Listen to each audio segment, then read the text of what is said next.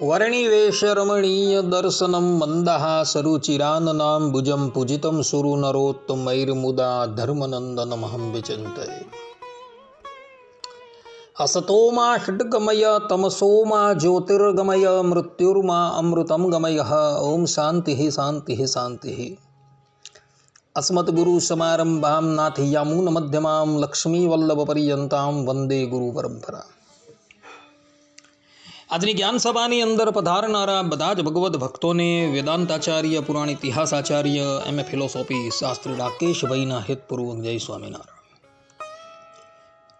ભક્તો, આજની આ જ્ઞાન સભાની અંદર આપણે બધા સ્વામિનારાયણ સંપ્રદાયની પરંપરાથી વિરુદ્ધ વાતોના પુસ્તકોને માનનારાઓને ધામ નહીં પરંતુ ધક્કા મળશે આ વિષય પર થોડી વાત શ્રવણ કરશું.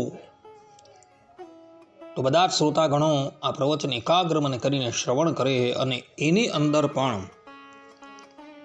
જે લોકોએ વાતો પર પીએચડી કરેલી છે એ લોકો તો આ પ્રવચન અવશ્ય એકાગ્ર મને કરીને શ્રવણ કરશે. પ્રવચનનું હેડિંગ જોઈને બધા જ લોકોને આશ્ચર્ય થશે, પરંતુ આ વાત સત્ય છે. અને આ વિડીયોની અંદર હું એ વાત સિદ્ધ કરી દેવીશ કે જે લોકો રામકૃષ્ણાદિક અવતારોનું ખંડન કરવાવાળી વાતોને સત્ય માને છે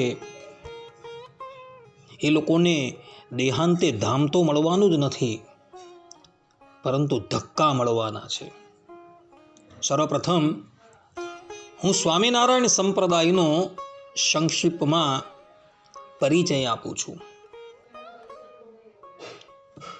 તો બધા જ શ્રોતાગણો પુનઃ કહું છું, આ પ્રવચન એકાગ્ર મને કરીને શ્રવણ કરે અને એને આત્મસાત કરી દે. તો વ્યાકરણ કોશની અંદર સંપ્રદાયનો અર્થ કરતા થકા મહાત્માઓ કહે છે કે સંપ્રદાય ગુરુક્રમ, અર્થાત કે સંપ્રદાય જે છે એ ગુરુ પરમ પ્રમાણે ચાલતો હોય છે. કહેવાનું તાત્પર્ય એ છે કે પરંપરાગત ભગવત મંત્રોનો ઉપદેશ તથા ભગવાનના સ્વરૂપનું જ્ઞાન જેની અંદર આવતું હોય એને સંપ્રદાય કહેવામાં આવે છે. સ્વામિનારાયણ સંપ્રદાયની ગુરુ પરંપરા જે છે એ શ્રીમદ નારાયણથી પ્રારંભ થાય છે અને વર્તમાનમાં અમદાવાદ અને વડતાલ દેશની ગાદીની ઉપર જે આચાર્યો બિરાજમાન છે ત્યાં સુધી આવે છે. અને એ ગુરુ પરંપરાની અંદર વિશિષ્ટાદ્વૈત મતનું જ્ઞાન જે છે એ ગુરુ પરંપરાની અંદર ચાલ્યું આવે છે. અને આ જ પવિત્ર પરંપરાની અંદર સાક્ષાત ઉદ્ધવજીના અવતાર એવા રામાનંદ સ્વામી અને શ્રી કૃષ્ણ ભગવાનના જ અપર અવતાર એવા સહજાનંદ સ્વામી આચાર્ય પદની ઉપર બિરાજમાન થયા હતા. અને એઓએ સંપ્રદાયનો ખૂબ પ્રચાર અને પ્રસાર કરેલો હતો. પરબ્રહ્મ પરમાત્મા ભગવાન સ્વામિનારાયણે પોતાના અવતાર કાળ દરમિયાન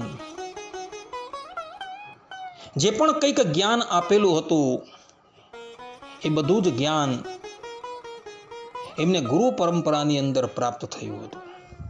પરબ્રહ્મ પરમાત્મા તો સર્વજ્ઞ છે, પરંતુ જ્યારે એ મનુષ્ય અવતાર ધારણ કરીને ધરાતલની ઉપર આવે છે ત્યારે એ પણ જ્ઞાન જે છે એ ગુરુ થકી જ ગ્રહણ કરતા હોય છે. એટલે ભગવાન શ્રી હરિને જે પરંપરાની અંદર જ્ઞાન પ્રાપ્ત થયું હતું તેનો જ પ્રચાર અને પ્રસાર એમણે પોતાના અવતાર કાળ દરમિયાન કરેલો હતો. અને એમનું બધું જ જ્ઞાન જે છે એ સંપ્રદાયના માન્ય પ્રબંધ એવા સત્સંગી જીવનમ, વચનામૃતમ, હરિદિગ્વિજય તથા શિક્ષાપત્રીની અંદર સંગ્રહાયેલું જોવા મળે છે. અને આ જ્ઞાન જે છે એ એટલું બધું સચોટ છે કે એની અંદર કોઈ પણ દેવી દેવતાઓની નિંદા કરવામાં આવી નથી, કોઈ પણ અવતારને કનિષ્ઠ બતાવવામાં આવેલો નથી. બધા જ અવતારને સર્વોપરી છે, સર્વ અવતારી છે અને પૂર્ણ બ્રહ્મ તરીકે ભગવાન સ્વામિનારાયણે પ્રતિપાદન કરેલા છે. જે વ્યક્તિએ જોવું હોય એ ગધડા મધ્યનું 13મું વચનામૃત જે છે એ જોઈ લે. એમાં ભગવાન સ્વામિનારાયણે આ જ વાતનું પ્રતિપાદન કરેલું છે. પરંતુ ભગવાન સ્વામિનારાયણ સ્વધામ પધાર્યા બાદ આ સ્વામિનારાયણ સંપ્રદાયની અંદર એવું જ્ઞાન જે છે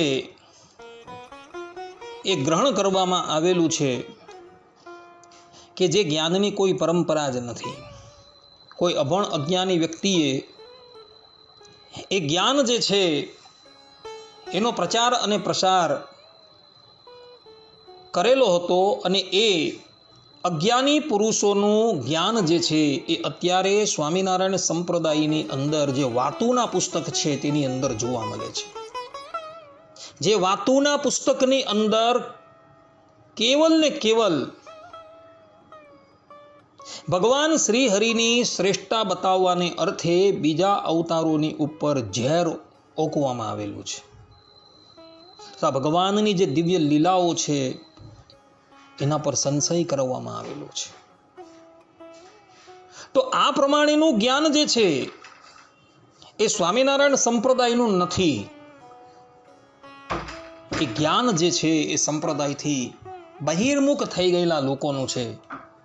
પરંતુ દુર્ભાગ્યવશાત અત્યારના કેટલાક લોકો જે છે જેઓનું શરીર જે છે એ આ સ્વામિનારાયણ સંપ્રદાયની અંદર છે, પરંતુ એનો આત્મા જે છે એ પેલા બહિર્મુખ થઈ ગયેલા તેની સાથે જોડાયેલો છે. સંપ્રદાયના આંતરિક લોકો પણ જે છે એ સંપ્રદાયથી બહિર્મુખ થયેલા લોકોનું જ જ્ઞાન જે છે એ ધરાવી રહ્યા છે, પરંતુ એ લોકોને ખબર નથી કે આપણી પરંપરાની અંદર જે જ્ઞાન ચાલ્યું આવતું હોય એનો ત્યાગ કરીને આપણે બધા હીન પરંપરાની અંદર જોડાઈ જઈએ તો આપણે બધા જ જે છે એ કલ્યાણના માર્ગ પરથી ભ્રષ્ટ થઈ જઈશું. અને આ વાત જે છે એ વિશિષ્ટાદ્વૈત મતના જ એક આચાર્ય જેનું નામ હતું વેદાંત દેશિક આચાર્ય, તેઓએ પોતાના ગ્રંથ શ્રી પાંચરાત્ર રક્ષાની અંદર જે છે એ કહેલી છે. વેદાંત દેશિક આચાર્ય ત્યાં કહે છે કે મુનિ ભાષિતેષુ ત્રિષુ શાસ્ત્રેષુ ઉત્કૃષ્ટ મધ્યમ અધમ ગુણ સંજ્ઞા નિર્દેષ્ટેષુ અપકૃષ્ટ ગુણ સંજ્ઞિત શાસ્ત્ર પ્રવૃત્તિ સ્થાને તત્પરિત્યાગેન અપી ઉત્કૃષ્ટ ગુણ સંજ્ઞિત શાસ્ત્રેણ પૂજાદ્યમ સિદ્ધિદમ. ઉત્કૃષ્ટ ગુણ સંજ્ઞિત શાસ્ત્ર પ્રવૃત્તિ સ્થાને તદ વિપરીતેન શાસ્ત્રેણ પૂજનાદિકમ ન કર્તવ્યમ. અર્થાત કે જે પણ કોઈક મનુષ્ય તામસ શાસ્ત્રનો આશ્રય લે છે તેણે પોતાની પરંપરાનો ત્યાગ કરી રાજસ શાસ્ત્રોને અપનાવી લેવા. જે મનુષ્ય રાજસ શાસ્ત્રનો આશ્રય લેવાવાળા છે તેણે પણ પોતાની પરંપરાનો ત્યાગ કરી સાત્વિક શાસ્ત્રોને અપનાવી લેવા. જે મનુષ્ય સાત્વિક શાસ્ત્રનો આશ્રય લે છે તેણે પણ પોતાની પરંપરાને છોડી નિષ્કામ દિવ્ય શાસ્ત્રોનો આશ્રય લેવો, પરંતુ પોતાની પરંપરાથી હીન પરંપરાનો આશ્રય ક્યારેય પણ કરવો નહીં. જે લોકો હીન પરંપરાનો આશ્રય કરે છે એ ક્યારેય પણ કલ્યાણનો ભાજી થતો નથી. જે લોકોએ જોવું હોય એ પંચરાત્ર રક્ષા નામનો ગ્રંથ જે છે એ જોઈ લે. એની અંદર વેદાંત દેશિક આચાર્યએ આ વાત જે છે એ લખેલી છે. જે લોકો વિશિષ્ટાદ્વૈત મતને ભણેલા હશે એ લોકો વેદાંત દેશિકના નામથી પરિચિત હશે. તો એ આચાર્યએ આ વાત લખેલી છે. એટલે સ્વામિનારાયણ સંપ્રદાયની અંદર જે મૂળ પરંપરાગત જ્ઞાન જે છે એનો ત્યાગ કરીને કેટલાય લોકો જે છે એ સંપ્રદાયથી બહિર્મુખ થઈ ગયેલા લોકોનું જ્ઞાન ગ્રહણ કરીને બેઠેલા છે. તે લોકોએ આ શબ્દો જે છે એ વાંચવા યોગ્ય છે. જે પણ કોઈક વ્યક્તિ પોતાની પરંપરાથી વિરુદ્ધ હીન પરંપરાને અપનાવી લે છે એ ક્યારેય પણ કલ્યાણનો ભાજી થતો નથી. સ્વામિનારાયણ સંપ્રદાયનું મૂળ તત્વજ્ઞાન જે છે એ વચનામૃતમાં છે,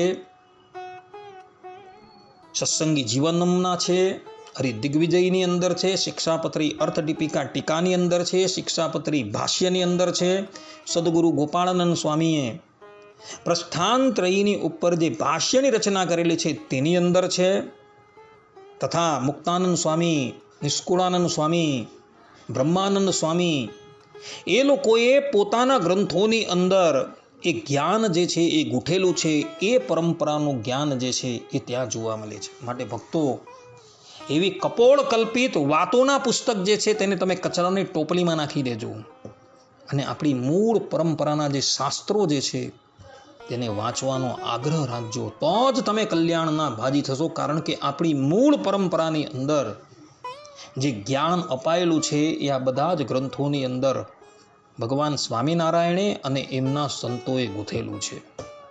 અને જે વાતુના પુસ્તકો છે તેની અંદર જે જ્ઞાન છે એ હીન પરંપરાનું જ્ઞાન છે, જેની અંદર કેવલ અવતારોનું ખંડન કરવામાં આવેલું છે. અને ભગવાન સ્વામિનારાયણ શિક્ષાપત્રીના 29મા શ્લોકની અંદર તો એવા પુસ્તકોને વાંચવાની પણ મનાઈ કરેલી છે. કૃષ્ણ અવતારણમ ખંડનમ યત્ર યુક્તિભિ કૃતમ શાતાની શાસ્ત્રાની નમાન્યની કદાચન. આ પ્રમાણે ભગવાને એવા શાસ્ત્રોને વાંચવાની પણ મનાઈ કરેલી છે. માટે ભક્તો, આપણી જે સદપરંપરાની અંદર જ્ઞાન આવે છે એ જ જ્ઞાનને તમે ગ્રહણ કરજો. તો જ તમે કલ્યાણના ભાજી થશો. જો હીન પરંપરાનું જ્ઞાન તમે ગ્રહણ કરશો તો અધોગતિ પામવાને અર્થે તૈયાર રહેજો.